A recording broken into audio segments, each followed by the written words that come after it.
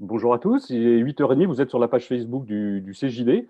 Comme vous le savez maintenant, depuis le début du confinement, le CJD a décidé de se mobiliser pour vous donner de l'information à vous qui dirigez des entreprises et qui vous posez plein de questions en ce moment extrêmement difficile. Euh, on est un peu dans la tempête, vous êtes un peu dans la tempête, et donc le CJD essaie jour après jour de vous donner de l'information avec des thématiques qui vous sont utiles pour diriger vos entreprises. Aujourd'hui, on va parler du collectif de travail à l'épreuve du Covid-19, et on va notamment s'intéresser dans ce collectif de travail à ce qui va se passer après le confinement. C'est un moment que vous attendez, mais en même temps que vous redoutez, parce qu'on ne sait pas très bien comment va se passer ce déconfinement. Est-ce qu'il va être progressif? Est-ce qu'il va être rapide ou pas? Vous posez plein de questions probablement sur la façon dont vos salariés vont revenir au travail. Et donc, ça va être le sujet de ce matin. Trois intervenants ce matin, une psychologue du travail, un coach et consultant et une sportive de haut niveau qui vont se présenter tout de suite. On va commencer avec la sportive de haut niveau, Laura Di Musio. Où est-ce que vous vous trouvez actuellement et racontez-nous ce que vous faites, quelle est votre activité. Alors Laura, il faut mettre le micro parce que sinon on ne vous entend pas. Alors, j'ai le micro normalement. C'est bien, on vous entend. Ok, bon, c'est bien. C'est un bon début déjà si on m'entend. Donc, moi, j'ai la chance de me trouver dans la plus belle région du monde. J'ai nommé les Hauts-de-France. J'habite à Lille. Et en effet, je jongle entre deux activités puisque le jour, je suis coprésidente de l'entreprise LGA Sport, une agence pour la promotion du sport au féminin qu'on a fondée ici avec deux autres associés. Et le soir, je suis sportive de haut niveau puisque je joue au rugby dans l'équipe de Villeneuve d'Ascq qui évolue dans le meilleur championnat féminin qui s'appelle le Top 16, équivalent du Top 14 pour les connaisseurs. Merci beaucoup. Émilie Dupré, où est-ce que vous vous trouvez et racontez-nous votre activité professionnelle. Alors, très précisément, je suis chez moi et plus particulièrement dans ma chambre. Je suis donc psychologue du travail, directrice générale du cabinet Préventis. Le cabinet Préventis étant un cabinet de conseil spécialisé sur la santé et la qualité de vie au travail et qui intervient à tous les niveaux de prévention, primaire, secondaire, tertiaire, pour ceux qui connaissent. Merci Émilie. David Destock, vous êtes consultant, vous êtes coach, vous dirigez le directeur général d'un cabinet qui s'appelle Oasis Mobilisation. Alors dites-nous d'abord où est-ce que vous vous trouvez et racontez-nous un peu ce que fait votre cabinet. Alors écoutez, bonjour à toutes et à tous d'abord. Merci de m'accueillir dans votre live ce matin. Écoutez, moi je me trouve également comme beaucoup de Français en ce moment, confiné chez moi dans un appartement en région parisienne. Et puis par ailleurs, au-delà de ce camp de base, j'interviens en télétravail pour consulter, pour continuer mon activité de coach, de consultant, mais de façon distancielle. Donc on en parlera peut-être parce que moi-même j'ai aussi des collectifs comme Émilie et Sarah à accompagner au quotidien. Et je pense que ça va être un sujet important pour nous aujourd'hui.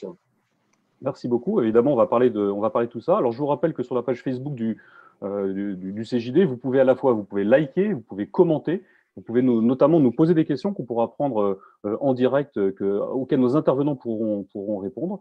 Et puis, vous pourrez regarder en replay ou faire regarder par vos proches en replay ce programme qu'on vit donc maintenant en direct. On va commencer tout de suite avec un petit témoignage, celui de Laura Di Musio.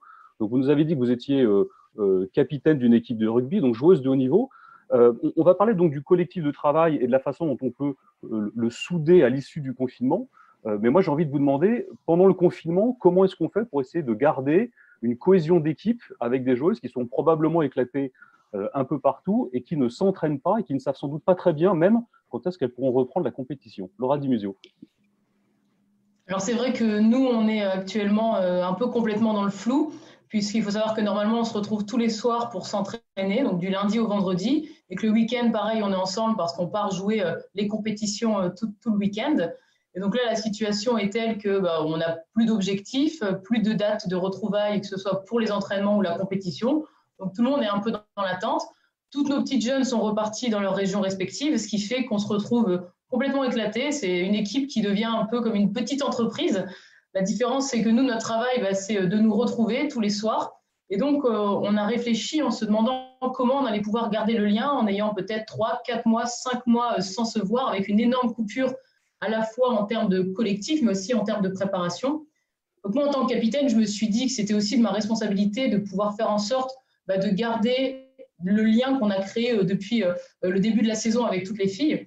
Donc, on s'est ritualisé des moments entre nous de manière à pouvoir se redonner une espèce de routine d'équipe, Ce qui fait que normalement, donc on a entraînement tous les soirs, mais là, nous, on a prévu des rendez-vous 3 fois par semaine.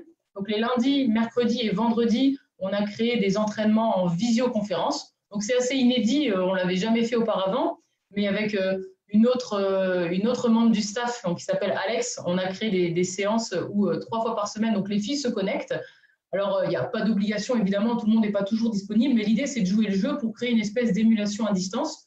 Donc, chacun se connecte, on vit ensemble une séance qui est difficile, on se met dans le rouge ensemble, on se met en difficulté, et ça nous permet ensuite derrière de débriefer. Chaque fille poste une petite photo en ayant forcément sa tenue toute transpirante pour montrer qu'elle a participé, et puis donne des conseils. Elle dit aussi ce qu'elle a aimé, ce qu'elle n'a pas aimé, et ça nous permet, nous, 2 jours après, de proposer des choses différentes qui sont peut-être plus adaptées aux besoins du groupe. Mais en tout cas, ça a été une première démarche pour tout de suite, dès l'annonce du confinement, continuer à garder un rythme de travail ensemble. Tout à côté, on fait évidemment des séances individuelles pour se tenir au niveau de notre sport, mais le fait d'être ensemble et de savoir que le soir, on a un rendez-vous avec les coéquipières et que tout ensemble, on va se tirer vers le haut, ça nous aide et ça nous motive d'autant plus. Donc ça, c'est la première partie sur comment, en tant que capitaine, moi, je dois avoir aussi la posture de créer des moments qui vont rassembler. Mais je pense que tout n'appartient pas au capitaine, au manager ou au staff et qu'il est important que chacun soit capable de prendre le relais. Et c'est vrai que nous, dans l'équipe, on a déjà essayé de créer une espèce de leadership alterné puisqu'on a différents types de leaders pour les différents profils d'équipe. Donc, on a les leaders de jeu, les leaders de combat et les leaders de vie. Et chacun à sa façon, en fonction de son type de leadership, eh bien, va pouvoir intervenir et apporter. Et donc, moi, j'ai demandé aux filles de se challenger un peu, de créer des moments aussi à leur façon pour que tout doucement, le groupe puisse participer sans que ça vienne uniquement de la capitaine. Donc, au-delà des entraînements 3 fois par semaine que je mène avec Alexandra, les joueuses, elles, sur le groupe WhatsApp, sur le groupe Facebook, créent des challenges. Alors, parfois, ça peut être des challenges qui sont complètement fun. On a eu la semaine dernière un petit karaoké. Autant vous dire d'ailleurs que c'était un massacre, il vaut mieux qu'on reste au sport. Mais l'idée, c'est qu'à un moment donné, le collectif ne soit pas simplement la responsabilité que du capitaine, que du manager ou que du staff, et que chacune ou que chacun des membres de l'équipe se rende compte de l'importance qu'il peut avoir et de la façon dont ça va tirer le groupe vers le haut si tout et toutes on y met notre petite pierre. Merci beaucoup pour ce témoignage, Laura Dumusio. David Destock, je me tourne vers vous. Qu'est-ce qu'on peut dire de l'état d'esprit, de l'état de forme physique, physiologique des salariés qui vivent ce confinement? Est-ce qu'ils souffrent? Est-ce qu'ils souffrent tous de la même manière? Alors, c'est une excellente question et je vais reprendre quelques mots utilisés par Sarah dans sa présentation. J'ai entendu des mots au début de période de flou, d'incertitude, plus d'objectifs. Et c'est vrai qu'au travers des sociétés que je dirige, à la fois le conseil, le coaching, mais aussi l'accompagnement des risques psychosociaux, la plupart des managers et des collaborateurs qui sont soit en chômage partiel, il faut rappeler qu'il y a 8 à 10 millions de chômeurs partiels en France, soit en confinement, soit éventuellement sur leur lieu de travail, expriment ces mots dont vient de parler Sarah, mais expriment aussi une espèce d'hyperconnexion pour ceux qui sont en télétravail, de surcharge de travail pour celles et ceux qui sont soit en télétravail, soit sur site. Donc, on voit que finalement, depuis le début, l'état d'esprit, c'est un état d'esprit, comment dire, presque de combat. Je reprends un terme utilisé tout à l'heure par Sarah dans le rugby, un état d'esprit de combat. Mais sauf qu'on a remarqué dans les analyses des appels téléphoniques que nous avons, nous, en accompagnement psychologique, c'est que cette espèce, comment dire, d'euphorie au début commence à se tasser depuis quelques semaines. Et je ne sais pas ce que ça va donner au 11 mai. Mais en tout cas, l'état des lieux aujourd'hui, il est le suivant. On a noté, depuis le début du confinement, une hausse de 40% des sollicitations de personnes stressées, en tout cas dans notre société. Émilie pourra peut-être en parler tout à l'heure dans son univers, au sein de sa société. On a remarqué également qu'à peu près entre 30 et 40%, selon les sondages et les études menées en France, y compris de mon côté, 30 à 40% des salariés, managers et collaborateurs se disent stressés par cette période. Donc ça, c'est 2 chiffres importants à retenir. Alors les thèmes, pour terminer, 5 thèmes qui reviennent dans les appels téléphoniques et dans les soutiens psychologiques. Le premier, c'est vraiment la difficulté et l'anxiété face à ce confinement et à l'épidémie. Ça, c'est le premier thème. Ça représente entre 40 et 80% des entretiens téléphoniques que mes psychologues aujourd'hui traitent au quotidien. On a également un deuxième thème qui ressort, c'est le sentiment d'isolement, le manque de lien entre l'équipe et avec le management. Sarah en parlait tout à l'heure. Effectivement, il y a ce manque de lien physique quotidien. La difficulté pour travailler chez soi également, bien évidemment, avec les enfants, avec un environnement peu propice. Pas facile d'aménager un bureau dans une chambre. Et puis, des difficultés, bien évidemment, économiques par rapport à l'avenir. Beaucoup de personnes, à peu près aujourd'hui, un tiers des personnes sondées expriment une angoisse par rapport à leur avenir économique. Donc, ce qui fait qu'on a effectivement un état des lieux qui, pour l'instant, peut paraître compliqué, mais quand même, le sujet du confinement va durer jusqu'au 11 mai, donc je ne peux pas vous donner encore des chiffres pour l'avenir. Merci beaucoup pour ces précisions, David Estock. Je précise, c'est pas Sarah, c'est Laura, notre sportive de haut niveau. Ça change rien à votre témoignage, mais donc c'est pas Sarah, c'est Laura. Je vous prie, j'avais la deuxième syllabe. À chaque fois qu'il a dit Sarah, ce sera un plaquage de plus pour lui. Voilà, ça va faire mal à la fin. Émilie Dupré, on a entendu les mots anxiété, sentiment d'isolement, angoisse. Est-ce qu'on peut dire que ce sentiment, ce que vivent ces salariés chez eux, est-ce que c'est juste un très mauvais passage, une parenthèse, ou est-ce que ça va laisser des traces à l'issue du confinement? Alors, déjà, je trouve que dans ces sujets, c'est toujours compliqué de faire des généralités. C'est le premier, parce que je pense qu'il y a autant de vécus que de personnes, des personnes qui vivent l'isolement plus ou moins bien. Je pense que ça dépend. Est-ce que ça va laisser des traces? Je pense que c'est encore difficile à dire. Moi, j'ai tendance à dire que si on ne met pas les efforts qu'il faut, il peut y avoir tendance à ce qu'on reparte vite dans le quotidien. Moi, je pense qu'il faut plutôt faire en sorte de capitaliser ces potentielles traces pour les sublimer d'une certaine façon, en tout cas, faire en sorte de mettre en place des dispositifs, on en parlera après, pour que ce qui a pu être vécu, je suis désolée, il y a un peu de bruit autour de moi, ce qui a pu être vécu puisse être vraiment attendez, excusez-moi. Bon. Laura, parce que bon, vous le voyez pas, mais en fait, Émilie a deux jeunes filles qui ont 3 ans et demi, qui sont un peu dans son environnement, donc c'est pas très facile pour elle de prendre la parole. Je vous la redonne, Émilie, ça va? Oui, c'est bon, j'ai recadré mes équipes. Donc, est-ce que ça laissera des traces? Je pense que c'est difficile à répondre actuellement, mais je pense qu'il faut faire en sorte… Attendez, je suis désolée, ça recommence. David Destock, vous vouliez réagir à ce que venait de dire Émilie? Ouais, effectivement, Émilie a tout à fait raison. La notion de trace, on va retrouver finalement peut-être 2 types de marqueurs. Et on peut parler des marqueurs professionnels, c'est certain, il y a des marqueurs professionnels. Certains parlent même de fractures auprès des clientèles que j'accompagne aujourd'hui. C'est quoi ces marqueurs professionnels? C'est l'intensité de l'activité qui est quand même très différente entre celles et ceux qui sont en première ligne pour gérer la crise. Et je ne parle pas uniquement des soignants ni des gens dans l'alimentaire ou la logistique, mais vraiment des gens qui sont galvanisés, qui sont là pour travailler, voire pour sortir du chômage partiel. Ils apportent de la valeur ajoutée, ils sont très impliqués dans les projets. Il y a des rapports aux managers aussi qui ont changé. L'éloignement fait que le stress s'accentue, les relations interpersonnelles deviennent plus compliquées. Et dans la petite étude qu'on mène actuellement chez Oasis Mobilisation, on s'est rendu compte qu'il y a une question toute simple qui consistait à dire: est-ce que vous vous sentez éloigné de votre manager? Les managers n'ont jamais autant été aussi proches de leurs équipes.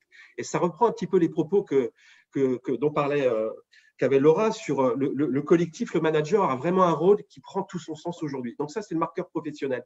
Et puis le deuxième marqueur, et je redonnerai la parole à Émilie, c'est les marqueurs d'ordre personnel. Il faut aussi en tenir compte.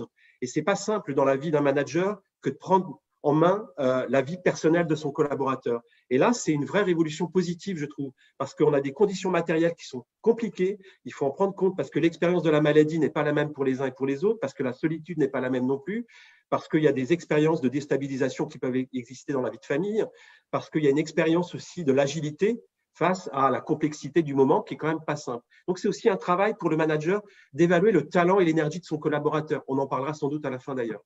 Pardon, Émilie, je vous laisse la main à nouveau. Émilie.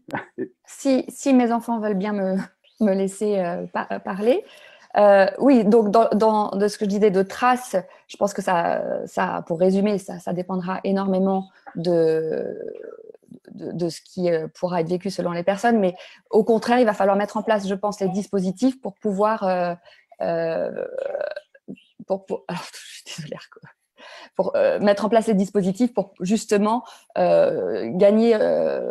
capitaliser sur ce qui a pu être vécu et surtout entendre le vécu de chacun. Ça sera vraiment le point clé pour que ça ne laisse le moins de traces possible. Je pense que la première étape, ça va être de reconnaître ce qui a été vécu par chacun. Parce que si on dénie que la difficulté qui a pu être ressentie, qu'on ne prend pas le temps de l'écouter, c'est à ce moment-là qu'il va y avoir des traces présentes. Laura, est-ce que vous avez le sentiment que ce vécu est très différent d'une joueuse à l'autre? Est-ce que vous sentez que certaines joueuses sont un peu en perdition quand d'autres vivent ce moment avec la patate nécessaire? Alors oui, c'est vrai qu'on réagit tous différemment, mais je voulais revenir justement sur ce premier point de stress et d'anxiété par rapport à la situation qui est assez inconnue et qui est en effet assez anxiogène. On a peut-être la chance, nous, avec, on va dire, le regard un peu sportif de haut niveau, d'être souvent confrontés à cette situation de stress. En fait, on est mis en permanence dans des situations de stress, que ce soit à l'entraînement ou en compétition, et on nous apprend à gérer justement cette partie-là. Alors, je ne dis pas que c'est forcément facile, parce que c'est un travail mental qui est le fruit de plusieurs années de travail, mais nous, on nous demande en permanence d'être capable de nous concentrer sur les éléments qu'on va pouvoir maîtriser. Qu'est-ce qu'on ne maîtrise pas quand on joue et qu'on est sportif de haut niveau? On ne maîtrise jamais l'adversaire, on ne maîtrise pas la météo, on ne maîtrise pas l'arbitre, on ne maîtrise pas la qualité des infrastructures. Ça, c'est indépendant de notre volonté et on ne peut pas de toute façon dépenser notre énergie à vouloir le changer, c'est impossible. En revanche, ce qu'on maîtrise, c'est la qualité de notre préparation, qu'elle soit individuelle, physique, mentale, notre capacité à être prête au coup d'envoi parce qu'on s'est correctement échauffé, parce qu'on a fait l'imagerie mentale nécessaire et l'énergie qu'on va pouvoir dépenser. Après, est-ce qu'on va être performant ou pas? Ça, on ne maîtrise pas. Mais l'idée de pouvoir se dire, OK, dans la situation actuelle, sur quoi je peux me concentrer? Sur quoi je peux dépenser mon énergie? Sur quel objectif je vais pouvoir me concentrer sans me soucier des choses que je ne maîtrise pas autour de moi? Ça me permet de descendre ce niveau de stress. Et nous, on a maintenant cette tendance à réagir comme ça en tant que sportif dans l'équipe. Évidemment, tout le monde ne le gère pas de la même façon. Il y a des filles qui se sentent éloignées, qui ont du mal à se projeter sur la saison prochaine, a du mal à se demander justement ce qu'elles vont faire, est-ce qu'elles vont reprendre le rugby ou pas, est-ce qu'elles sont encore dedans, dans les clous. Mais avant toute chose, l'idée, c'est de se dire, je me concentre sur ce que je maîtrise. Et ce que je maîtrise, c'est ma préparation. Je suis en capacité, là, actuellement, de me préparer pour la suite. Et évidemment, et je voulais rebondir aussi sur ce qui concernait la posture du manager et sur l'écoute qu'on pouvait avoir des personnes qui étaient dans notre équipe. Quand on vient au bureau ou quand on arrive dans le vestiaire, évidemment, on ne vient pas juste avec sa vie professionnelle ou sa vie sportive. On amène avec soi sa vie personnelle et tous les soucis qu'on peut avoir autour. Et c'est ce qu'on retrouve maintenant avec ces situations de télétravail. Et plus en tant que capitaine ou en tant que manager, on va apprendre à connaître et plus on va savoir quelles sont les situations perso de nos joueurs ou de nos joueuses, mieux on va pouvoir les accompagner. Et bien sûr, quand j'ai une joueuse qui débarque à l'entraînement, qui tire une tête de 6 pieds de long parce que dans sa vie perso, il y a un souci, parce qu'elle a connu un problème au travail, évidemment, si sur le terrain, elle n'est pas dedans et que je lui balance une volée de bois vert parce qu'elle n'est pas dans la combinaison ou elle a raté son plaquage, évidemment, je vais l'enfoncer. Donc, on gagne tous. Et moi, c'est ce que j'explique tout le temps à mes joueuses. Avant toute chose, apprenez à vous connaître. Apprenez à vous connaître dans le vestiaire pour pouvoir travailler ensemble, pour pouvoir vous accompagner. Et peut-être que cette période, elle nous oblige quelque part à avoir cette démarche-là dans tous les collectifs dans lesquels on évolue. Mais ça, je pense, c'est une vraie philosophie d'équipe. Et on n'est jamais aussi fort sur le terrain que quand on se connaît en dehors. Et enfin, moi, ça fait 10 ans que je m'en rends compte. Et plus les gens prennent soin d'eux en dehors des moments de travail, plus justement, ils vont pouvoir ensuite apprendre à travailler ensemble. Merci Laura Dimusio. David Destock, Laura vient nous dire qu'il faut apprendre en ces moments-là à se connaître. Est-ce que ce moment de confinement, qui est aussi parfois un moment d'isolement, a permis à certains salariés de re-questionner le sens du travail, leur rapport à leur entreprise, leur rapport à leurs dirigeants? Et est-ce que on va retourner au travail avec la même vision du travail que celle qu'on avait avant le confinement? Alors, ce qu'on disait en ouverture tout à l'heure, à la fois avec Émilie et Laura, c'est ce côté un peu marqueur qui va rester prégnant. On ne va pas retourner au travail avec effectivement les mêmes considérations en termes de coopération, en termes aussi de projection et d'objectifs communs. Ils vont changer ces objectifs communs, certainement, de répartition des rôles. Et puis aussi, on va changer dans notre façon d'agir. C'est peut-être ça moi, en tout cas, les nouveautés que je constate, c'est quoi? Il y a 3 dimensions qui peuvent être intéressantes. La première, c'est que la coopération, elle est en train de changer. Je ne dis pas qu'elle change sur le fond, mais elle change sur la forme. Et je reprends le point de tout à l'heure. On voit autour de nous, au plan sociétal, qu'il y a des solidarités qui apparaissent qu'on n'a pas forcément connues. C'est peut-être le propre de l'être humain, de l'homme, c'est le côté cerveau social, l'altruisme. Et là, je peux vous dire que quand on regarde autour de nous, on voit des choses extraordinaires, très innovantes qui apparaissent. Je cite un exemple très simple. Moi, je ne suis pas un expert du boléro de Ravel, mais quand l'Orchestre national de France réalise une version courte du boléro de Ravel dans des conditions de concert, c'est une innovation, c'est extraordinaire, ça n'a jamais été fait. Quand Laura nous parle de sa méthode d'entraînement par Zoom, c'est de la coopération sociale innovante. Donc, il y a quand même des choses de coopération qui sortent fortement. Au travail, ça va donner quoi? Le confinement, il donne déjà des résultats au travail. Parce qu'individuellement ou en petits groupes aujourd'hui, que ce soit par des outils distanciels, Zoom, que nous utilisons au Facebook Live, on voit que les gens arrivent à gérer des situations, à les résoudre ensemble, à coopérer très vite. Donc ça, c'est le premier point. Je ne sais pas, mais pour moi, en tout cas, c'est un sujet important. La deuxième dimension pour aller vite, c'est la notion d'innovation. Pourquoi je vous parle de ça? Parce qu'au plan sociétal, aujourd'hui, on n'a jamais vu autant, en tout cas dans l'univers professionnel que j'accompagne, de débrouillardise. On n'a jamais vu autant de métiers qui étaient maltraités comme les informaticiens, je dis les choses, on les déconsidérait. Aujourd'hui, ils nous ont aidés à mettre en place des dispositifs incroyables dans les entreprises pour le télétravail. On n'a jamais vu autant d'initiatives pour faire avancer des dossiers. Je cite un dernier exemple.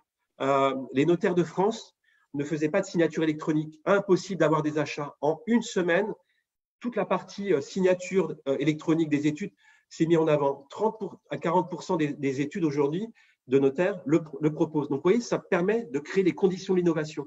Finalement, c'est ça qu'il faut garder en tête. Et dernier point, pour aller très, très vite, il faut aussi anticiper, et on n'a jamais autant été en situation d'anticiper. L'incertitude, c'est quand même extrêmement compliqué à gérer, mais il faut garder un objectif, peut-être un objectif court, moyen, long terme, et on sent qu'en termes d'anticipation, même si on n'a pas toutes les réponses sur le plan sanitaire, on essaye d'assurer la continuité de l'activité, voire sa relance. On a quand même un maximum de situations dans lesquelles on crée les conditions pour garder l'équipe en état de mobilisation, en tout cas.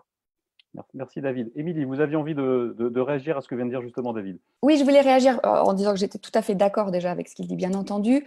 Par contre, je fais partie de ces gens qui pensent qu'on peut être très vite à l'issue du post-confinement, étant entendu que le post-confinement est sur plusieurs mois, on peut être très très vite repris par le quotidien. Et je pense que c'est important de prendre le temps pour réfléchir à tous ces dispositifs, toutes ces énergies positives qui ont été mises en place pour les capitaliser et les faire perdurer.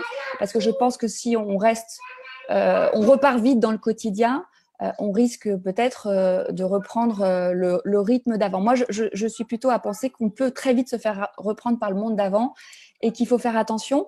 Et ce qui est très intéressant avec ces nouveaux outils qu'on met en place, ces nouveaux dispositifs, c'est que ça oblige d'une certaine façon à remettre un peu de l'informel au cœur des échanges, c'est-à-dire que on s'appelle moins, en tout cas moi c'est ce que j'observe, on s'appelle moins tant pour l'aspect opérationnel que pour l'aspect aussi de prendre des nouvelles, de vraiment écouter, prendre le temps d'écouter chacun, de savoir comment il va, et ça sera important de garder ça, je pense en tout cas, de cette dimension hors travail d'une certaine façon. On prend davantage en compte la subjectivité de chacun, il me semble, parce que la distance physique fait qu'il faut mettre un effort dans la relation pour savoir si la personne va bien.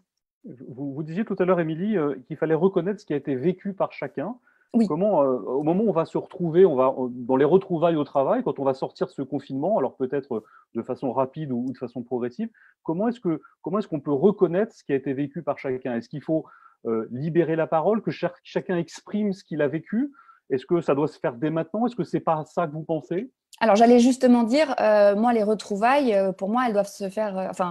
c'est pas une question de retrouvailles. Si rien n'est fait pendant le confinement et qu'on attend la fin du confinement pour s'intéresser à ce qu'ont vécu les collaborateurs ou les agents, dans ces cas-là, ça risque d'être beaucoup plus compliqué à rattraper parce que ça risque de rajouter un potentiel ressentiment le fait de ne pas être entendu et de ne pas être reconnu. Donc, tout ça, ça se prépare dès maintenant.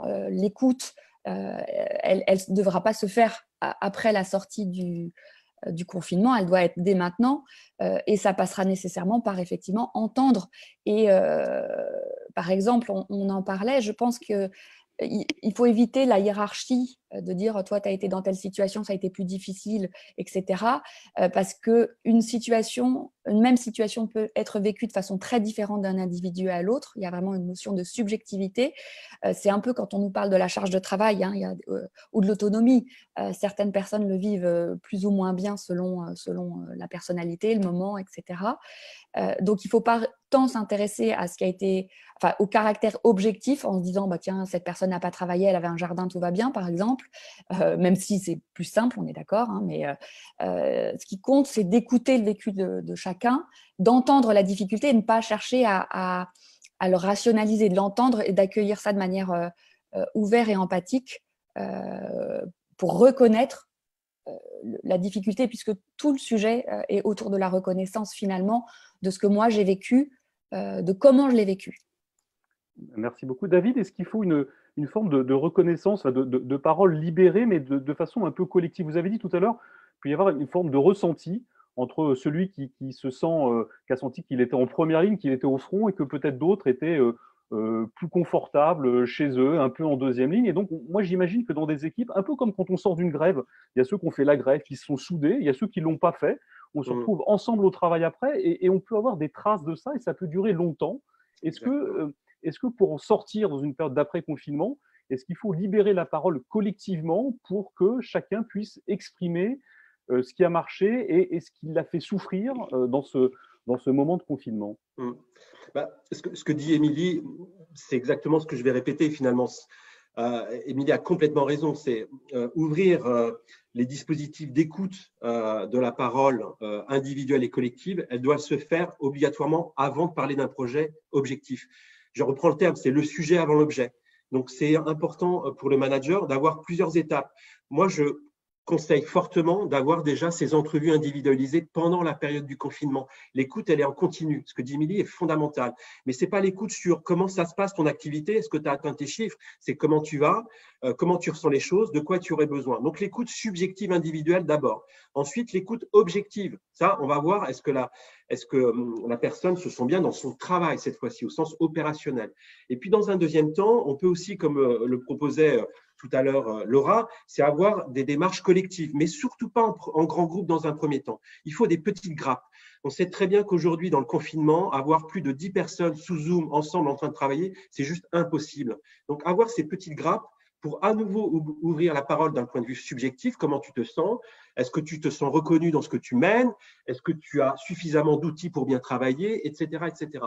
Et ensuite, dans un troisième temps, là, vous pouvez ouvrir effectivement des dispositifs plus globaux pour donner des repères, pour donner votre vision. Et quand le confinement se terminera, je ne sais pas quand, pour ceux qui seront en télétravail et qui ne seront plus, là, il sera peut-être l'occasion d'avoir des séminaires peut-être plus globaux pour remettre un petit peu un objectif commun sur la reprise et la relance. Mais le sujet avant l'objet. Je ne sais pas si le terme est clair, mais le sujet avant l'objet. Le rationnel, c'est dans un deuxième temps. L'opérationnel dans un deuxième temps, surtout. Merci David. Laura, quand on se prend une raclée dans un match de rugby, on se prend une défaite, vraiment on a été en dessous de tout.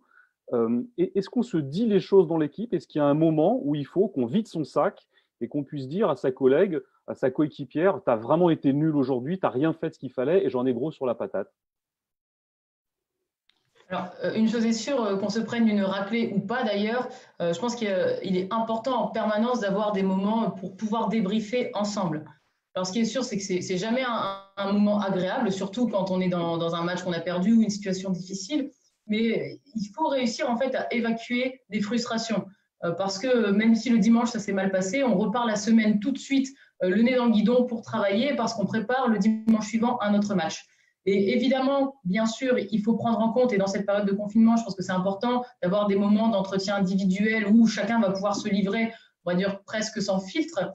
Mais c'est aussi important de se retrouver avec son équipe, avec son service, en tout cas dans le petit collectif qui nous concerne sur le travail, pour se dire les choses. J'ai tendance à dire à mes joueuses que quand on a un moment de parole, nous c'est le lundi soir, l'entraînement du lundi, le début de l'entraînement est utilisé pour le débriefing avec l'avis des entraîneurs et ensuite l'avis des joueuses. C'est le moment où il faut se dire les choses. Parce que deux personnes qui ont vécu des frustrations sur le match, qui ne se disent pas les choses, la semaine, elles ne vont pas réussir à bien travailler. Il y a toujours un peu de rancœur, toujours un peu de ressentiment, qui font que peut-être que le dimanche suivant, on va manquer un peu de solidarité. Et après, la règle, et c'est là où nous, en tant que capitaine, on est les garde-fous aussi, c'est toujours être capable de se dire les choses pour se tirer vers le haut. Dire à quelqu'un tu as été nul parce que tu as été nul, ça sert absolument à rien. La joueuse, elle sait très bien qu'elle n'a pas fait un bon match. Elle en est déjà consciente. La question, c'est pourquoi tu as loupé tous tes plaquages hier? Pourquoi tu as loupé toutes tes passes? Qu'est-ce qui a fait que tu n'étais pas dedans? Est-ce que tu étais stressé? Est-ce que tu manques de technique? Qu'est-ce que maintenant on peut t'apporter pour que tu sois suffisamment en confiance pour que dimanche, ça ne se reproduise pas? Mais avant toute chose, il faut passer par ces moments où on se dit ce qui n'a pas été. Et nous, ça arrive parce que dans une équipe de rugby, en plus, on a des profils complètement différents. Il y a les premières lignes, bon, les petites grosses qui vont faire les mêlées et qui sont au front, qui vont vivre les moments les plus difficiles. Et puis derrière, il y a les ailiers en disant allez, la vie est belle, à qui on donne les ballons et qui vont marquer les essais. Donc parfois, les matchs sont vécus de façon complètement différente. Certains se sont ennuyés derrière, pendant que d'autres, mais alors elles ont été au front, elles ont la tête en vrac, elles ressortent, elles ont le nez en plein milieu de la figure et pour elles, ça a été extrêmement difficile.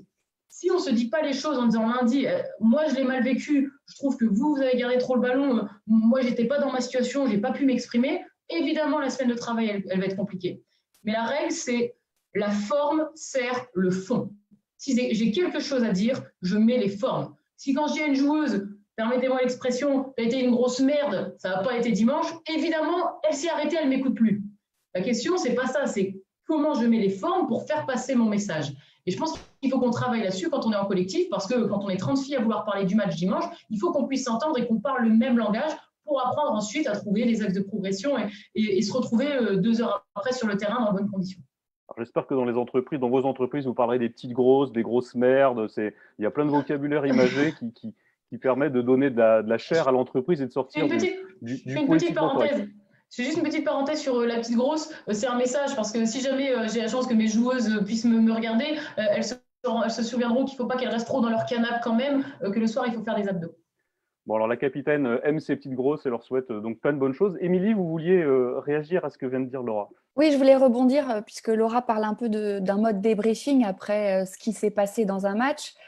Et ça me renvoie un peu, puisqu'on parle de l'après, je pense qu'il faut se mettre dans cette logique de débriefing après ce qui s'est passé. Il faudra structurer des espaces, après avoir écouté ce que chacun a vécu, structurer des espaces pour faire un débrief de ce qui s'est passé. Alors, ce qui s'est mal passé peut-être, mais surtout ce qui a bien fonctionné, puisque comme on a pu le dire, ça a été l'occasion de plein d'innovations, plein de façons de faire différentes. Hein. Par exemple, les gens, même à titre personnel, sont organisés des apéros à distance, à consommer avec modération, bien entendu. Mais il y a eu des choses qui sont créées, qui n'existaient pas avant, dans des façons de travailler. Et je pense que encadrer, que le manager encadre des temps de débriefing pour voir ce qui a bien fonctionné et bien se concentrer là-dessus. Alors, il y a peut-être aussi des choses qui auraient pu être optimisées et faites différemment. Il faudra aussi les aborder. Il ne faut pas les mettre sous silence, mais on en revient à ce que disait Laura. Voilà, je pense que ça, c'est la première reco que je ferais, c'est de structurer ce genre d'espace et de donner les outils aux managers pour les faire au mieux, parce qu'il ne faut pas non plus leur dire « Allez, maintenant, débrouillez-vous avec vos équipes ». Mais vraiment structurer, on revient toujours à ce que je disais, ne pas repartir trop vite dans l'avant et vraiment pour qu'on puisse capitaliser, je pense qu'il faut structurer un temps d'échange. Alors justement, puisqu'on parle de partir trop vite, vers l'avant trop vite, on a un commentaire de Thomas Bourguel qui fait partie du CJD qui nous dit d'où le fait de dire que nous reprendrons à fond et on limite les vacances est un grand danger pour la santé de tous. Donc quand on va reprendre, on limite les vacances et on reprend tous à fond. David, ça n'est pas une bonne idée. Totalement. Alors là, je souscris à 2000%. Vous savez, dans nos métiers, il y a ce qu'on appelle des marronniers. Donc, on est amené à écrire des articles ou répondre à des journalistes. Et je ne sais pas pourquoi, ça fait 10 ans qu'on me demande qu'est-ce qu'on doit faire pour reprendre après les vacances. Sans doute parce que je dois symboliser les congés. Mais ce que dit votre Tom Bourguel est tout à fait juste. C'est un peu comme le sport finalement. Si je reprends l'analogie de Laura, on risque le claquage. On parle de la reprise de Ligue 1 et de Ligue 2 de football. Il y a des gens qui s'opposent parce qu'ils disent « Mais attendez, s'ils reprennent trop vite, ils vont être blessés. » Donc, c'est tout à fait juste. Mais alors, ça veut dire quoi concrètement dans le boulot, au travail, faire un claquage? Le claquage, je reviens sur ce qu'a dit Émilie, il est d'abord, c'est la charge mentale. C'est d'abord le sujet, c'est la personne, c'est le côté humain, c'est la tuyauterie, c'est la relation qui va en prendre un coup. Si on repart tous à fond, on risque de cristalliser des tensions très fortes. Le deuxième claquage, c'est un claquage opérationnel et organisationnel. C'est le côté objectif des choses. Et là, on risque d'aller trop vite, de prendre des mauvaises décisions, d'avoir un mauvais projet commun, je ne sais pas, de perdre des clients, que sais-je, le processus ne sera pas le bon. Vous voyez? Donc, Tom Bourgel a tout à fait raison. Il y a vraiment ce côté sujet avant l'objet et on le fait petit à petit. Et voir, on se prépare, ce que dit Émilie, mais c'est juste, il faut anticiper la reprise. Il faut imaginer être en veille pour de meilleurs lendemains, même si c'est compliqué humainement parlant, même si on est pris par l'incertitude et que ça nous fait peur. Il faut sauter dans cet inconnu ensemble, très vite. Voilà en tout cas sur ce sujet. Après, franchement, j'adore le fil rouge sportif et je trouve que c'est une excellente idée pour illustrer les propos. Et je me suis noté des petits points en écoutant à l'instant Laura. Moi, je voudrais dire juste une chose. Dans le monde professionnel, finalement, on ressemble beaucoup au monde sportif, mais on est en total inverse. On est à l'inverse parce que le match, pour les collaborateurs, c'est tous les jours et l'entraînement, il n'y en a pas assez. L'entraînement, c'est prendre du recul. C'est le débriefing dont parlait Émilie, les rétex, un temps d'écoute et de parole. C'est la causerie à la mi-temps. Il n'y a pas assez de temps d'entraînement. Et aujourd'hui, on demande à nos salariés, dans cette période de confinement, de jouer à fond un match chez eux, en situation dégradée, sans prendre de temps de débriefing et de sas de décompression. Donc, je trouve que l'idée de prendre du temps, de se mettre au point, devrait être beaucoup plus un enseignement fort pour la reprise, en tout cas. Prenons plus de temps pour se remettre au point. Je ne sais pas si c'est un terme sportif, mais la mise au point, elle me semble importante pour préparer une saison. Merci David. Émilie, je voudrais vous poser une question. Est-ce que le confinement peut être un moment qui révèle des talents dans l'entreprise? Est-ce que ça peut être un moment où on se rend compte que tel collaborateur nous a étonné positivement, on ne l'attendait pas, il s'est révélé autrement que ce qu'on croyait de lui? Est-ce que dans l'après-confinement, il va falloir tenir compte de cette gestion individuelle de nouveaux talents? Est-ce qu'il va falloir tenir compte du confinement dans la période de l'après-confinement? Oui, de toutes les façons, ça revient à ce que je disais sur capitaliser sur ce qui a pu être fait. Il y a des choses très bien qui vont être identifiées par certaines personnes. Il faudra les garder de la même manière. Ce que je disais aussi, c'est que le confinement est peut-être l'occasion de se montrer plus à l'écoute sur certaines choses, sur certaines dimensions hors travail. Et ça aussi, il faudra maintenir l'écoute. Des managers aussi peuvent se révéler dans ces situations. En tout cas, prendre conscience. Vous savez, c'est un peu comme les échanges en visio. On a une certaine pédagogie à avoir, rigueur. Par exemple, on ne prend pas tous la parole en même temps. On dit qu'il faut faire des réunions plus courtes. La distance impose de structurer beaucoup mieux, je trouve, les temps d'échange. Et de la même manière, la distance impose d'être davantage à l'écoute de la personne en tant que personne. Ça aussi, ça peut être un révélateur pour certaines personnes parce qu'on est pris dans le rythme et qu'on a tendance à être trop dans l'opérationnel. Ça fait partie des choses aussi sur lesquelles on pourra capitaliser. Laura, est-ce que dans la période que vous vivez, entraînement pendant le confinement, est-ce que certaines joueuses vous ont étonné? Est-ce que vous allez en garder quelque chose pour l'après-confinement? Est-ce qu'il y aurait quelque chose à retenir de ce confinement dans la relation que vous avez avec vos joueuses? Alors, avant toute chose, moi, je fais surtout partie des gens qui pensent qu'au-delà du confinement, c'est surtout le quotidien qui peut être un révélateur de talent. Quand vous faites du sport de haut niveau, on vous explique en permanence que dans une équipe, tout le monde est important, mais personne n'est indispensable. Parce que vous pouvez à tout moment connaître la blessure et être éloigné du terrain. Moi, l'année dernière, je suis capitaine, mais j'ai été blessée 6 mois, enfin un petit peu moins parce que je me suis blessée à la cheville. Mais il faut quand même que l'équipe elle puisse tourner. Il y a quand même des gens qui doivent prendre le relais et qui doivent faire en sorte que le dimanche, on est prêt et qu'on doit jouer. Donc, en fait, au quotidien, chacun est en capacité, nous, on appelle ça dans l'équipe, et c'est ce que j'explique parfois en conférence, d'être un supplément d'âme pour son équipe. Être capable d'apporter ce qui peut faire la différence. Mais pour que les gens soient des suppléments d'âme avec nous, il faut d'abord en créer les conditions. Et créer les conditions de ce supplément d'âme, ça, c'est la responsabilité de tout le monde. Le staff, les joueuses, chacun à notre façon, on est capable de mettre les autres dans les conditions de pouvoir bien travailler, de trouver leur place, de s'exprimer et de pouvoir justement s'exprimer sur le talent qui leur est propre. Et c'est en ça qu'on a créé, nous, ce que j'expliquais en introduction, nos différentes catégories de leaders, parce qu'à un moment donné, nous, en tant que capitaine, on s'est rendu compte qu'on est 2 capitaines dans l'équipe. À 2, ce n'était pas suffisant, en fait. qu'on ne pouvait pas tout faire et que le fait de vouloir tout accaparer, en fait, on n'arrivait pas à bien gérer l'équipe. Et c'est comme ça qu'on a créé nos 3 catégories en se rendant compte que en fait, chacune des filles pouvait à sa façon prendre un leadership, donc leader de combat, leader de vie, leader de jeu, qui allait en fait lui permettre de se révéler parce qu'on allait les mettre dans la position de confiance sur un de ces thèmes. Et évidemment, le fait là maintenant d'être à distance et de devoir être un peu en étant au pied du mur, et bien, se révéler et prendre les choses en main à distance, il y a certaines joueuses qui n'avaient peut-être pas osé le faire en direct avec le groupe parce que peut-être elles ne se sentaient pas capables d'eux. Et là, le fait maintenant d'être sous couvert de la distance, sous couvert de pouvoir plus facilement échouer, en effet, elles se sont révélées. Bon, j'en ai certaines, ce n'était pas ce que j'imaginais, hein, parce que j'en ai une, bon, je pense qu'elle va arrêter le rugby, elle est devenue chef cuistot. Tous les jours, on a une nouvelle photo de sa nouvelle recette. Autant vous dire que c'est caloriquement élevé, donc ça m'inquiète aussi sur sa condition physique, mais c'est pas grave. On fait des petits paris sur sa recette, c'est magnifique. Mais en effet, il y a des personnes, je pense, il y a une petite jeune dans l'équipe, elle a 18 ans, elle a pris en main la communication de l'équipe sur le compte Instagram. Et tous les jours, elle nous inonde d'infos en disant les filles, je vais mettre en place un challenge pour que les gens ne nous oublient pas. Envoyez-moi des photos, je vais faire ci, je vais faire ça. Moi, jamais je pensais que du haut de ses 18 ans, elle allait proposer ça alors que c'est même pas son travail. Elle est étudiante encore maintenant. Elle n'est pas obligée de faire ça. Mais c'est sa façon à elle, en fait, de montrer qu'elle est encore là. C'est sa façon à elle d'être un supplément d'âme. Et je pense que moi, en tant que capitaine, en tout cas, c'est la chose que j'essaie de garantir dans l'équipe, c'est le fait que chacun puisse avoir sa place et puisse s'exprimer. Et tout à l'heure, j'en rigolais en disant les petites grosses, mais parce que c'est leur petit surnom amical. On a les grosses, les avants, c'est des filles qui sont puissantes et puis on va dire les autres plus rapides dans l'équipe.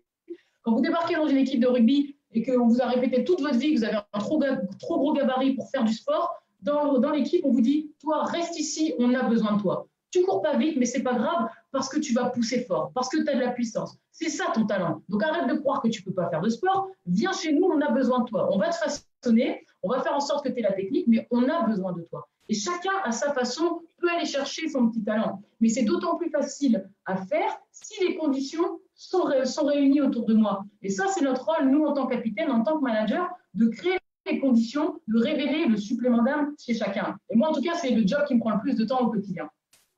Merci beaucoup. Alors, je ne sais pas si c'est les petites grosses qui font les recettes de cuisine parce que ça va devenir dangereux. Émilie, vous vouliez réagir à ce que disait Laura? Oui, parce que je trouvais que c'était très intéressant et ça complétait bien par rapport à cette logique de révéler les talents au quotidien. Attention à ne pas sublimer non plus trop le confinement. Hein.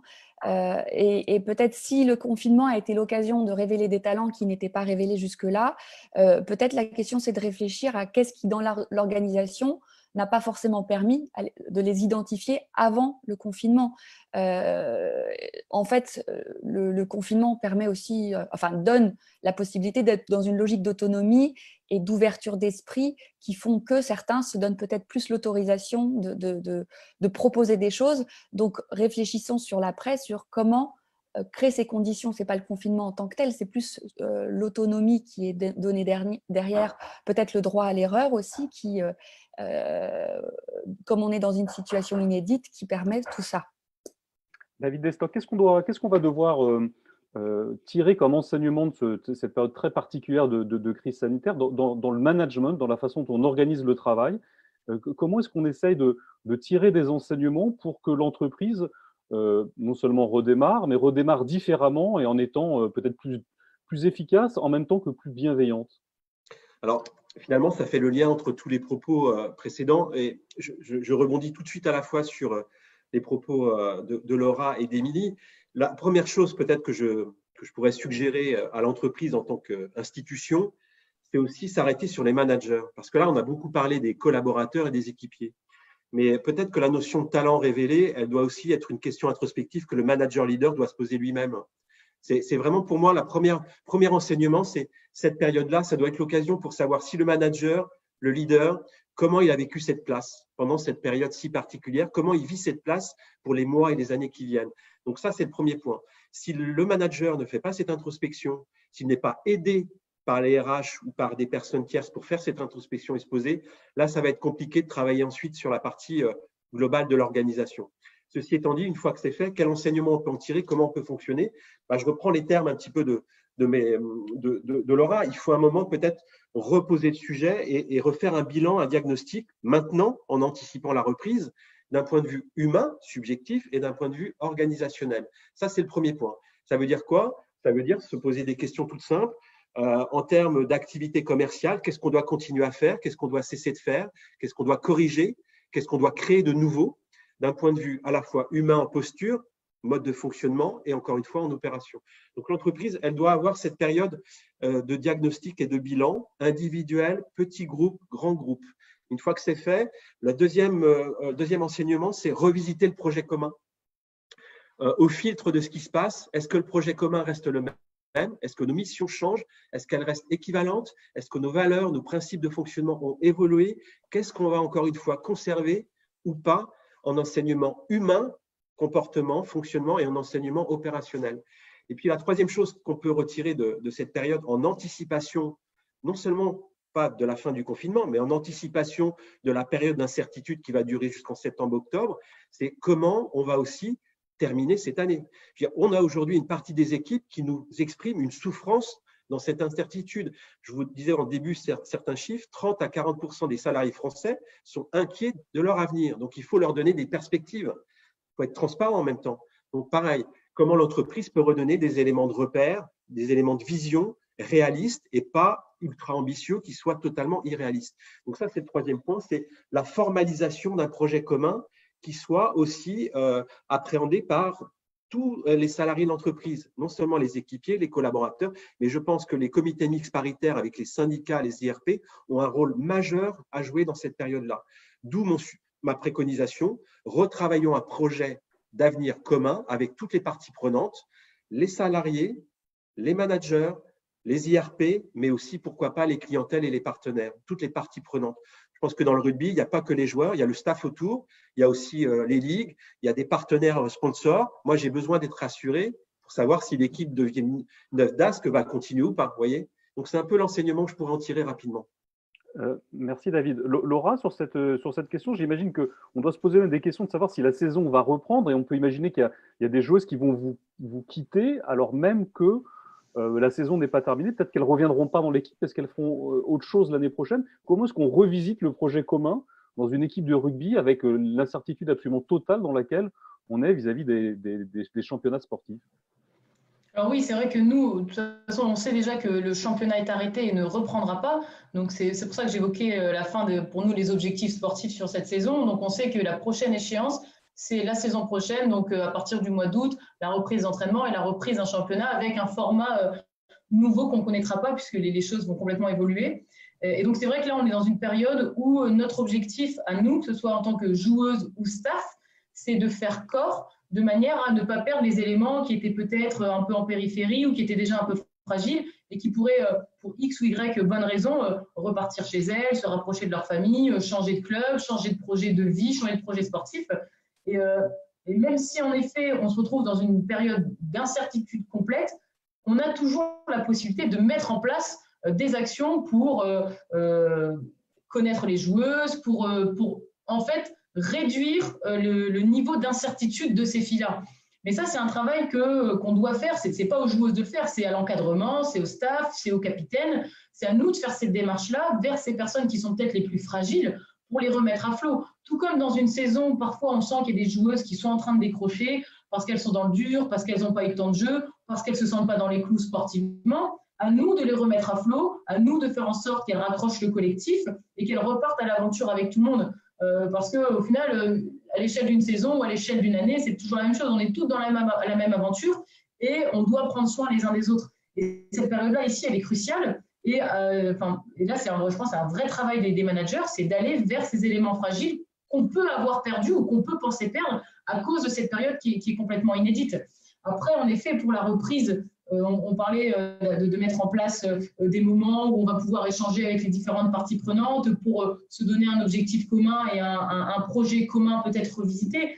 Mais ça, c'est indispensable. On ne peut pas imaginer une reprise en arrivant tout de suite dans le dur, dans les projets avec des objectifs, et puis on remet le bleu de chauffe et on retourne au travail. C'est impossible. Moi, je le vois avec mes filles. On est incapable de commencer un entraînement sans passer un quart d'heure à papoter. Donc, comment vous imaginez 3 mois sans se voir, bim, tout le monde se tait, on va bosser. Non, il faut un moment, il faut une espèce de sas, de décompression, où on va tous remettre les choses à plat, prendre le temps et repartir derrière. Sinon, c'est sûr, on va exploser à un moment donné. Et c'est extrêmement important d'en avoir conscience parce que j'imagine que chacun, moi aussi, hein, je suis chef d'entreprise en parallèle de ma vie de rugbywoman, on n'a qu'une envie, c'est de remettre l'activité à flot, de repartir, de taper dedans. Mais on ne peut pas faire le grand saut comme ça, sinon on va perdre des gens en route et ce sera d'autant moins productif sur le moyen, sur le long terme. Merci beaucoup. Émilie Deprez, sur sas de décompression, avant de remettre le bleu de chauffe, est-ce que vous partagez cette analyse qu'on ne pourra pas repartir à fond les ballons et qu'il va falloir passer par des moments un peu d'entre-deux, un peu de sas de décompression, pour reprendre les mots de Laura, avant de retrouver une activité peut-être plus normale, plus comme elle était avant la crise sanitaire? Oui, c'est évident, ça renvoie à tous ces temps de parole, structurer le temps de parole dont on parlait tout à l'heure. Si on repart trop vite, on pourra laisser penser qu'on ne reconnaît pas ce qui a été vécu et c'est important de prendre ce temps de reconnaître ce que chacun a vécu.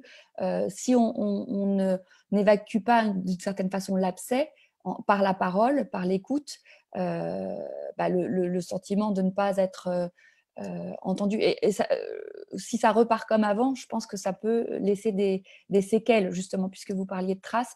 Et la meilleure façon d'éviter qu'il y ait des stigmates, autant que possible, hein, parce qu'il y en aura possiblement, ne serait-ce qu'économiquement, parce qu'on n'aborde pas ce point-là, mais il y a aussi cette réalité qu'il faudra prendre en compte. Si on ne fait pas ce travail-là, si on n'évacue pas ce que chacun a ressenti, ça va s'enquister et potentiellement affecter l'après. David, comment est-ce qu'on peut le faire, ce sas de décompression, sachant qu'on ne sort pas juste d'un vaisseau spatial et puis on revient dans le monde, dans le monde ordinaire. On va vivre une période de déconfinement qui risque d'être lente, progressive, qui va peut-être durer des semaines, des mois, avec des salariés en télétravail, d'autres qui seront sur le lieu de travail avec des gestes barrières, avec des masques, avec des gants.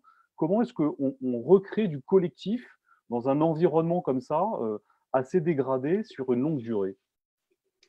C'est une bonne question et on y a un petit peu répondu à plusieurs reprises. On a eu des exemples de pratiques possibles par Laura. Émilie nous en a parlé à plusieurs reprises. J'ai envie de dire, pour réussir à revenir, à recréer le lien, il faut commencer dès aujourd'hui. Ça veut dire que pour celles et ceux qui sont dans des modes de confinement ou de télétravail, il faut accepter pour les managers, je le disais tout à l'heure, d'avoir des suivis individualisés, donc des entretiens de management individualisés réguliers, avec chacun de leurs collaborateurs. Deuxième chose à opérer, en utilisant les outils, que ce soit en audio, en visio, selon aussi le confort des uns et des autres. Deuxième chose, utilisons également le potentiel des outils collaboratifs pour remettre les équipes en petits groupes. J'insiste vraiment sur cette notion de faire des petits groupes par moment dans un premier temps pendant le confinement pour à nouveau libérer la parole et faire s'exprimer sur la façon dont ils vivent ça humainement parlant et la façon dont ils le vivent d'un point de vue plus opérationnel. Donc, utilisons les outils. On a des outils magnifiques. On ne va pas faire la pub des éditeurs de logiciels, mais voilà, utilisons ces outils d'une façon efficace, rapide et surtout assez courte. Ne tombons pas non plus dans l'excès de l'infobésité, du management excessif, bien évidemment. Troisième chose qu'on peut garder en tête, c'est que la façon dont on peut opérer en tant que manager et dirigeant, c'est on peut tout faire à distance maintenant. C'est le grand enseignement de ce qui s'est passé. En dehors des personnes qui sont opérationnelles sur leur lieu de travail, je parle des soignants, de l'alimentaire, pour la partie télétravail, on n'a jamais autant développé ce système de fonctionnement. Donc, on peut faire des e-réunions, on peut faire des e-entraînements, Laura nous en a parlé, on peut faire des e-débriefings post-traumatiques. Vous voyez ce que je veux dire? On peut faire du e-live, la preuve, on est tous là réunis au lieu d'être dans une salle. Le dirigeant, le manager, doit utiliser ça à un moment pour rassembler les équipes, redonner des éléments de repère à un moment donné pendant le confinement, au moment où on aura des éléments de réponse aussi sur la crise sanitaire. Et j'insiste, il faut vraiment aussi utiliser ces outils de téléconférence pour reconnaître collectivement, individuellement, donner des signaux forts à celles et ceux qui ont été en troisième rideau, qui ont été au chômage partiel. On les oublie. Il faut aussi gérer le stress des personnes qui n'ont pas de travail, qui sont au chômage partiel. On doit respecter la loi, on ne les sollicite pas. Pour autant, il va falloir aussi trouver un moyen de les remettre sur le devant de la scène. Donc, je suggère fortement aux dirigeants que nous sommes, ou à certains de nos clients, de regarder comment on peut proposer à nos salariés en chômage partiel de reprendre de la formation via le Fonds national de l'emploi. puisque c'est une nouvelle possibilité offerte aux entreprises aujourd'hui, que de proposer un soutien au coût pédagogique pour former les personnes qui sont sur la touche, si je reprends une expression sportive. Donc, prenons soin de ceux qui sont sur la touche aussi, parce que là, on a parlé de ceux qui travaillent, mais ceux qui sont au chômage partiel, il faut aussi penser à eux, très fortement, surtout en ce moment. Merci. Ils sont 8 millions. Hein. Émilie Dupré, vous vouliez réagir à ce que disait David? Oui, je voulais juste compléter aussi dans quels conseils. Je pense que ce qu'il faut avoir en tête, c'est d'impliquer les équipes dans le projet, dans l'après. C'est-à-dire que ne pas être dans un rapport descendant, mais vraiment prendre les initiatives et les impliquer, puisque l'après va être à reconstruire, et capitaliser sur le vécu des collaborateurs. Là, c'est la psychologue du travail qui parle. C'est vraiment important d'intégrer ce point. Alors, on a une question d'Alex Pertus, un internaute qui nous regarde, qui demande comment expliquer à des salariés qu'ils n'ont pas été choisis pour télétravailler après cette période de confinement. Est-ce qu'on peut revenir sur le télétravail? Enfin, je comprends la question comme ça. Si j'ai pu télétravailler pendant le confinement, est-ce que je peux revenir sur ce télétravail après? Ou est-ce que ce sera impossible d'expliquer, une fois le confinement terminé, que le télétravail n'est plus possible alors qu'il l'a été pendant une longue période? David Lestock. Ça me paraît compliqué d'expliquer à quelqu'un qui a pu créer des conditions pour avoir une continuité d'activité en télétravail. Ça me paraît compliqué de repartir à zéro et de faire fi de cette expérience. Donc, j'ai envie de répondre. Première suggestion, c'est déjà faire un travail pour le manager et le dirigeant sur qu'est-ce qui a bien marché, mais d'une façon objective. Donc, il faut que ce soit collaboratif. Il faut demander aux salariés quel bilan eux-mêmes ils font de cette période de télétravail. Qu'est-ce qui a bien fonctionné humainement, organisationnellement? Qu'est-ce qui a moins bien fonctionné humainement, organisationnellement? Et donc, comment expliquer à des salariés qui n'ont pas été choisis? Moi, ça me paraît compliqué de ne pas capitaliser pour peut-être soit faire un accord d'entreprise de télétravail si on n'avait pas, soit, je vous rappelle, la loi nous accorde pour certains modes d'organisation de laisser le télétravail sans accord d'entreprise. Donc, franchement, j'aurais du mal à comprendre qu'on ne capitalise pas sur ce succès du moment sans tomber dans l'excès. Parce que le lien humain, on est tous, le cerveau social aux 2/3, on a tous besoin d'être en contact, en vision avec nos collègues, hein, c'est évident. Émilie Dupré, vous vouliez ajouter quelque chose? Oui, je dirais que ça viendrait à l'encontre de tout ce qu'on vient de dire, en fait. De ne pas capitaliser là-dessus. Alors, on va capitaliser. Laura, vous vouliez aussi réagir. Alors, je ne sais pas si on peut télétravailler, enfin, si on peut faire du e-rugby, s'il y a des logiciels de e-rugby qui permettent de jouer, de faire du e-sport en matière de rugby. Alors, juste moi, je voulais revenir sur le point d'avant, mais entre deux, il y a eu la question sur la partie il va falloir créer du collectif quand on va revenir du confinement. Juste pour un petit rappel, je pense que chacun, à notre échelle et à notre façon, on est en capacité d'apporter au collectif, dans le sens où il ne faut pas un talent particulier. Alors, il faut du talent, il faut du travail pour être un bon joueur, un bon plaqueur, un bon passeur ou un bon buteur, mais il ne faut pas de talent particulier pour pouvoir participer à l'aventure humaine. Ça ne demande pas beaucoup d'efforts d'être capable d'envoyer un message, d'envoyer un petit mot, de prendre des nouvelles, d'envoyer une photo, de créer un petit challenge avec ses collègues. Ça demande simplement d'être en capacité d'entrer dans l'aventure humaine. Et souvent, c'est ce que je dis aux joueuses. Chacune, ça, on est capable de le faire tout à notre échelle, dans notre petit groupe, avec nos 4-5 meilleures affinités ou avec tout le monde en fonction de sa capacité à s'exprimer. Mais ça, c'est du niveau de chacun. Et notre job à nous, dans l'encadrement, en tant que capitaine ou en tant que manager, c'est d'inciter justement nos coéquipiers à pouvoir le faire, à être non pas passifs dans l'aventure humaine, dans le collectif, mais être des acteurs qui vont, eux, justement, permettre au niveau du groupe de s'élever et aux liens qu'on peut avoir les uns envers les autres de se resserrer. Chacun est acteur dans l'aventure humaine. Et ça ne demande pas un talent particulier. Ça demande simplement une posture, peut-être nouvelle, peut-être une posture qu'on n'a pas l'habitude d'avoir parce que c'est facile de ne pas l'avoir quand c'est le manager qui le fait. Mais dans cette période où justement on est plus à distance, chacun est capable de le faire et d'apporter sur l'aventure humaine. Et juste, petite dernière précision, parce que je vois que l'heure tourne, si jamais certains de ceux qui nous écoutent ont envie de voir comment nous ça se passe dans l'équipe, le mercredi sur la page Facebook de LGA Sport à 18h30, on met en live l'entraînement qu'on mène en visio avec les filles. Donc, il y a les 40 filles qui sont derrière l'écran. Maintenant, on a aussi des gens de l'extérieur qui le font. Et peut-être que ça pourra donner des idées. Peut-être que, alors certes, les gens feront aussi du sport, Il ne faut pas être dans son canapé, on met ses baskets et on fait le sport avec nous. Mais ça peut donner aussi une façon, une vision sur la façon dont nous, on a décidé de continuer à emmener les filles et à la fois nous de participer, mais de les faire participer pour que le collectif se nourrisse en fait des interactions des unes et des autres. Alors, merci pour cette bonne idée, Laura Dimusio. Donc, le mercredi, sur la page Facebook de LJA Sport, c'est ça? 18h30, c'est ça, demain en fait. Demain, on se prépare, il n'y a pas d'excuse en fait. Il n'y a pas d'excuse. Alors, on arrive à la fin de ce live. J'allais demander à nos trois intervenants un petit conseil pour la fin. Laura, on a déjà donné. Hein, donc, se connecter demain à 18h30 pour regarder à quoi ressemble cet entraînement par visio. David Destock, les dirigeants qui nous écoutent, un petit mot pour terminer, un conseil, une idée, quelque chose à leur partager. Alors, finalement, je vais prendre plusieurs mots, si je peux, en quelques secondes. Moi, il y a un mot qui peut paraître paradoxal en cette période. Je souhaite que tous les dirigeants managers soient des managers neuro-optimistes, hein, des optimistes d'action. On n'a pas utilisé ce terme depuis le début de notre échange parce qu'on n'a pas l'impression que c'est le bon mot, mais je pense que l'attitude managériale qui consiste à appréhender les incertitudes, le flou et les difficultés d'une manière positive et active, c'est la clé. À mon avis, c'est vraiment la clé. Si je devais résumer, c'est voilà, créons les conditions d'une attitude managériale qui conduit à gérer ces difficultés d'une manière positive et active et pas de type bisounours. Hein. Ce qui veut dire que derrière, moi, j'ai trois suggestions. Un, en tant que dirigeant, percevez en priorité ce qui marche bien dans ce qui se passe aujourd'hui. OK, il y a des choses qui vont mal, mais regardons en priorité ce qui va bien, sans rejeter les problèmes, les difficultés de cette période d'incertitude et de confinement et de chômage partiel. Deux, faisons en sorte des dirigeants, des managers qui s'attendront de préférence au meilleur. Je ne dis pas encore une fois d'être d'un bisounours, mais regardons ce qui va arriver. Il y a du progrès, j'en ai parlé tout à l'heure. Trois, pour terminer, faisons confiance au pouvoir de la volonté collaborative, collective, de l'intelligence collective et de l'action. Voilà, en résumé, les trois petites clés que je suggère pour être un optimiste d'action.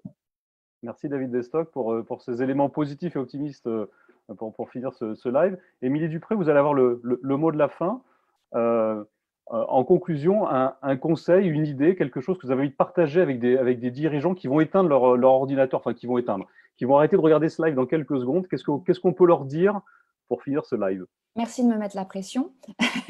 Je dirais impliquer l'ensemble, et ça reboucle un peu avec ce qu'a commencé à dire Laura, impliquer l'ensemble des équipes dans la définition du nouveau projet.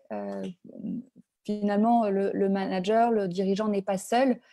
Il a à son bord, dans son bateau, plein de monde et autant faire marcher l'intelligence collective pour l'après. Merci Émilie Dupré de Préventis, merci Laura Dimusio de LJA Sport, merci David Destock d'Oasis Mobilisation. Merci vraiment pour ces éléments très riches et en plus pour cette note d'optimisme pour terminer. Merci à vous de nous avoir écoutés pendant cette heure. Je vous rappelle que vous pouvez, il y a un replay donc de cette émission, vous pouvez le partager avec d'autres dirigeants, avec vos proches. Et puis nous, on se retrouve jeudi à 8h30 pour un nouveau Facebook Live. Et évidemment, d'ici là, portez-vous bien.